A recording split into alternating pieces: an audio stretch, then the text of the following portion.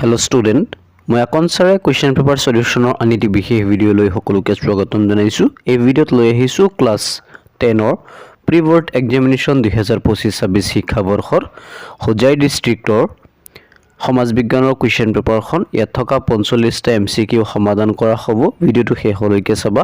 প্ৰথমবাৰৰ বাবে চেনেললৈ আহিলে সাবস্ক্ৰাইব কৰি লবা। ভিডিওটো ভাল লাগিলে লাইক এটা কৰিবলৈ নাপাহৰিবা। ফাৰ্ষ্টত চোৱা বংগ বিভাজনৰ সময়ত ভাইসৰয় কোন আছিল? লৰ্ড কাৰ্জন আছিল। অপশন এ নম্বৰটো শুদ্ধ। ব্ৰিটিছ নীতিৰ বিৰুদ্ধে সমগ্ৰ ভাৰতৰ দৃষ্টিভংগী দ্বিতীয় সক্ৰিয় ৰাষ্ট্ৰীয় সংগ্ৰামটো আছিল স্বদেশী আন্দোলন।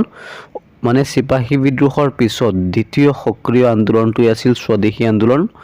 নেক্সট কোন চনত ব্ৰিটিছ চৰকাৰে অসমত দাহ প্ৰথা বন্ধ কৰিছিল? 1843 চনত 1843।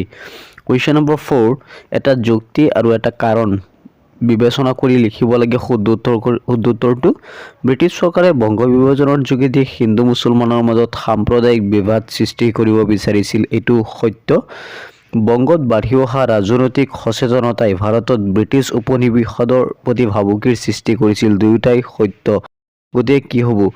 অপশ্যন ডি নম্বৰটো শুদ্ধ হ'ব। ষ্টুডেণ্টজনে ভুলতে বি দি দিছে। ডি নম্বৰটো হ'ব যে এ আৰু আৰ দুয়োটাই শুদ্ধ, কিন্তু আৰ এ এক শুদ্ধ ব্যাখ্যা কৰা নাই। কুৱেশ্যন নম্বৰ 5ৰটো চোৱা। কুৱেশ্যন নম্বৰ 5 তলৰ কৃষক বিদ্ৰোহৰ ঘটনাবোৰ প্ৰথমৰ পৰা শেষলৈ সজাব লাগে। তো ইয়াৰ শুদ্ধ উত্তৰটো হ'ব অপশ্যন ডি ফুলগড়ি ধাবা ফাৰ্ষ্টত হৈছিল, তাৰপিছত ৰঙিয়াৰ বিদ্ৰোহ, তাৰপিছত লচিমাৰ বিদ্ৰোহ, তাৰপিছত পথৰুঘাটৰ বিদ্ৰোহ। গতিকে কি হ'ব? Option 5ৰ D. এ নম্বৰটো নহয়, এইটো 5ৰ ডি নম্বৰটোহে শুদ্ধ। ফুলগড়ি ধাবা, ৰঙিয়া, লচিমা আৰু পথৰুঘাট। তাৰপিছত তলত দিয়া ক অংশৰ লগত খ অংশ মিলাব লাগে। ক অংশৰ লগত খ অংশ মিলালে হ'ব হৰিবিলাস আগৰৱালা তেজপুৰ আয়ত সভা, চন্দ্ৰকুমাৰ আগৰৱালা জোনাকী, পদ্মনাথ গোহাঁই বৰুৱা আহোম সভা, ৰাজা নৰনাৰায়ণ সিংহ যোৰহাট সাৰ্বজনীন সভা। গতিকে 6ৰ এ নম্বৰটো শুদ্ধ হ'ব। তাৰপিছত মেপৰ সহায়ত জিলাসমূহ চিনাক্ত কৰা। জিলাসমূহ 1 নম্বৰ যোন দিয়া আছে সেই 1 নম্বৰত হ'বগৈ দক্ষিণ শালমাৰা, 2 নম্বৰত আছে কাৰ্বি আংলং, তাৰপিছত 3 নম্বৰত আছে হোজাই। গতিকে কি হ'ব? 1 নম্বৰত আছে দক্ষিণ শালমাৰা।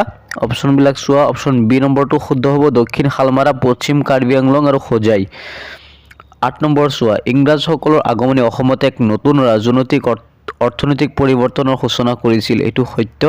ইংৰাজসকলৰ প্ৰৱৰ্তন কৰা আধুনিক শিক্ষাই অসমত স্বদেশ প্ৰীতি আৰু জাতীয়তাবাদী ভাৱ দ্বাৰা অনুপ্ৰাণিত কৰি মধ্যবিত্ত শিক্ষিত শ্ৰেণীৰ জন্ম দিছিল, এইটো সত্য।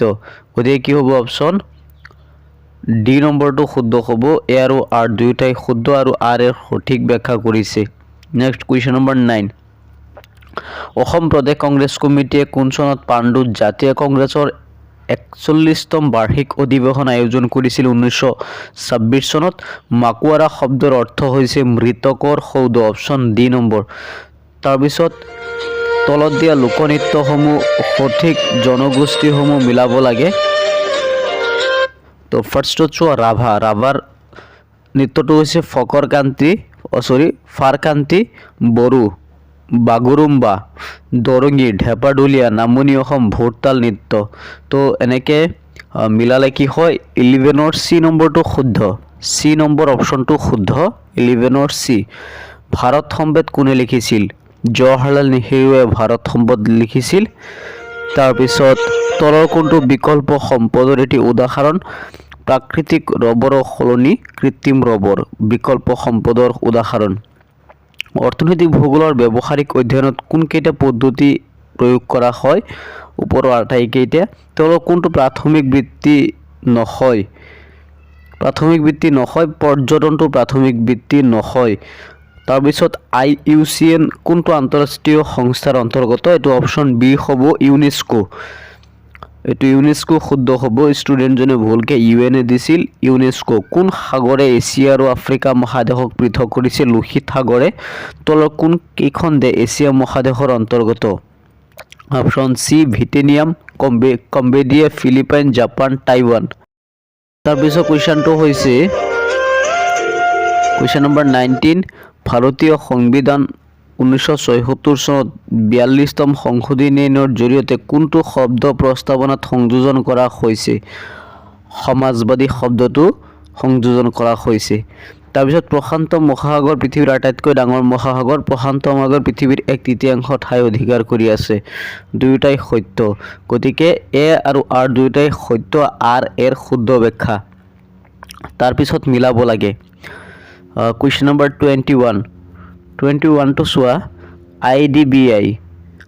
IDBI আঞ্চলিক গ্ৰাম্য বেংক নাবাৰ্ড আৰু চিডবি তো নাবাৰ্ড 1982 চিডবি 1990 IDBI 1964 1975 তো শুদ্ধটো চাই লোৱা তাৰপিছত ক অংশৰ লগত খ অংশ মিলাব লাগে সংবিধান প্ৰথম বৈঠক 9 ডিচেম্বৰ 1946 সংবিধান খচৰা কমিটি আগষ্ট 1947 ভাৰতত কেবিনেট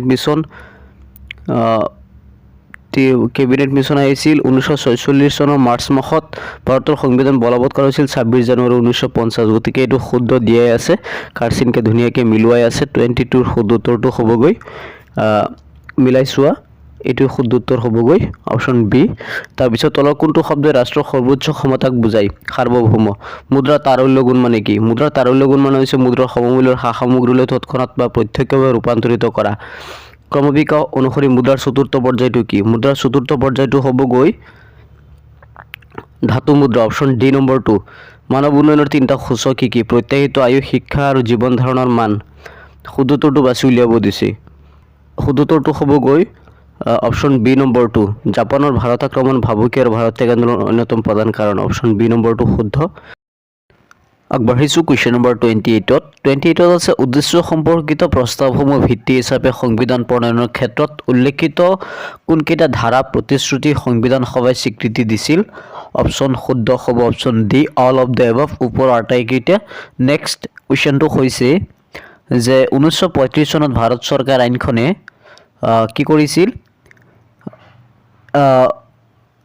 1 নম্বৰ আৰু 2 নম্বৰ উভয় শুদ্ধ হ'ব যে ভাৰতবৰ্ষত যুক্তৰাষ্ট্ৰীয় পদ্ধতিৰ প্ৰৱৰ্তন কৰিছিল সীমিত ৰূপত পৰাধীন ভাৰতবৰ্ষৰ সংসদীয় পদ্ধতিৰ চৰকাৰ আৰম্ভ কৰিছিল 30 নম্বৰটো হৈছে বায়ুমণ্ডলত সৰ্বাধিক পৰিমাণে থকা গেছ দুবিধ কোনবিধ গেছ দুবিধ হৈছে বায়ুমণ্ডলত সৰ্বাধিক পৰিমাণে থকা নাইট্ৰজেন আৰু অক্সিজেন 2 আৰু 3 অপশ্যন বি নম্বৰটো শুদ্ধ বায়ুমণ্ডলত অধিক মাত্ৰাত গেছ সঞ্চিত হ'লে এচিড বৰষুণৰ সৃষ্টি হয় নাইট্ৰজেন অক্সাইড আৰু ছালফাৰ ডাই অক্সাইড সংযোজিত হ'লে এচিড বৰষুণৰ সৃষ্টি হয় চিত্ৰত থকা নৃত্যটো অসমৰ কোনটো জনগোষ্ঠীৰ নৃত্য এইটো হৈছে বড়োসকলৰ বাগৰুম্বাৰ নৃত্য বড়ো জনগোষ্ঠীৰ বাগৰুম্বাৰ নৃত্য চি নম্বৰটো শুদ্ধ ভাৰতবৰ্ষৰ প্ৰথমটো গণ আন্দোলনক অসহযোগ আন্দোলন বুলি জনা যায় ভাৰতবৰ্ষৰ প্ৰথমটো গণ আন্দোলনক অসহযোগ আন্দোলনৰ বাবে হিন্দু মুছলমানৰ মাজত একতা বৃদ্ধি হৈছিল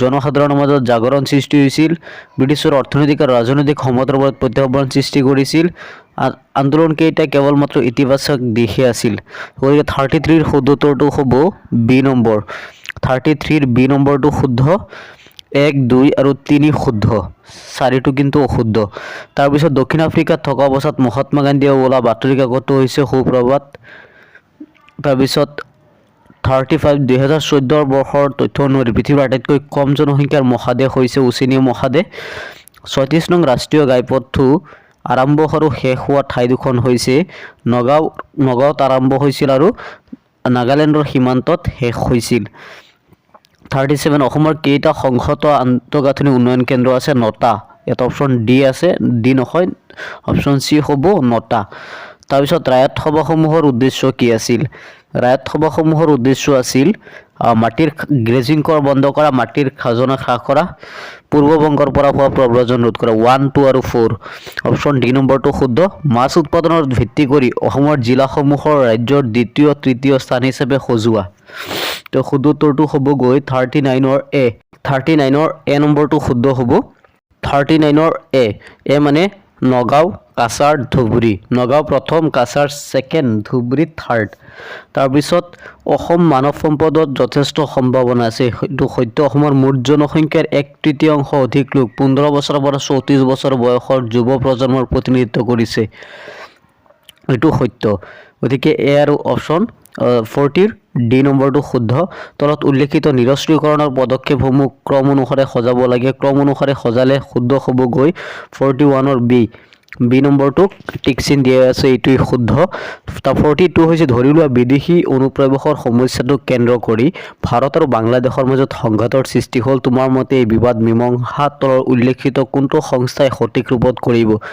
এইটো হৈছে আন্তৰ্জাতিক ন্যায়ালয় অপশ্যন সি নম্বৰটো শুদ্ধ জীৱন যাত্ৰা মান উন্নতিকৰণৰ বাবে বাধা সৃষ্টিকাৰক দৰিদ্ৰতা অনুন্নত শিক্ষা ব্যৱস্থা দুৰ্বল স্বাস্থ্য সেৱা ওপৰৰ সকলো উদীয়মান ব্যৱসায়ী মিষ্টাৰ কুণালে জেকি ফাইনেন্সৰ পৰা নামেৰে এটা অনাবেংক প্ৰতিষ্ঠান প্ৰতিষ্ঠা কৰিবলৈ মন মেলিলে এই প্ৰতিষ্ঠানটো ভুৱা নহয় বুলি পতিয়ন নিয়াবলৈ কুণালে কি কৰিব লাগিব শুদ্ধ উত্তৰটো হ'ব অপশ্যন ডি নম্বৰ প্ৰতিষ্ঠানটো কেন্দ্ৰীয় বেংকত পঞ্জীয়িত কৰিব লাগিব তেতিয়াহে প্ৰতিষ্ঠানটো ভুৱা বুলি গণ্য কৰা নহয় লোকচান হোৱাৰ অজুহাতত তোমাৰ অঞ্চলত এখন চৰকাৰী চাহ বাগিচা ভাৰতী ট্ৰী প্ৰাইভেট লিমিটেড মালিকৰ হিং অনন্তৰ হাতত গতাই দিয়া হ'ল অৰ্থনীতি বিজ্ঞানৰ শিক্ষাৰ্থী হিচাপে এই ব্যৱস্থাক তুমি কি বুলি ভাবিবা এইটো হৈছে ব্যক্তিগতকৰণৰ এটা প্ৰভাৱ option D number 45 D section বিত আছে চোৱা 3 নম্বৰ আৰু 4 নম্বৰীয়া কুৱেশ্যনবিলাক এবাৰ তোমালোকে ভালকে চাই লোৱা তাৰপিছত একেবাৰে লাষ্টত অসমৰ এখন মানচিত্ৰ অংকন কৰি অসমৰ প্ৰথম চিকিৎসা মহাবিদ্যালয় যিকোনো এটা ঔদ্যোগিক বিকাশ কেন্দ্ৰ আৰু ডিফু চহৰ ইয়াত বসুৱাব লাগে তাৰপিছত আৰু এটা 4 নম্বৰীয়া কুৱেশ্যন আছিল গতিকে এইখিনি আছিল ভিডিঅ'টো চাই কেনেকুৱা লাগিছে নিশ্চয় জনাবা ভিডিঅ'টো শেষলৈকে চোৱাৰ বাবে সকলোলৈ বহুত ধন্যবাদ থাকিল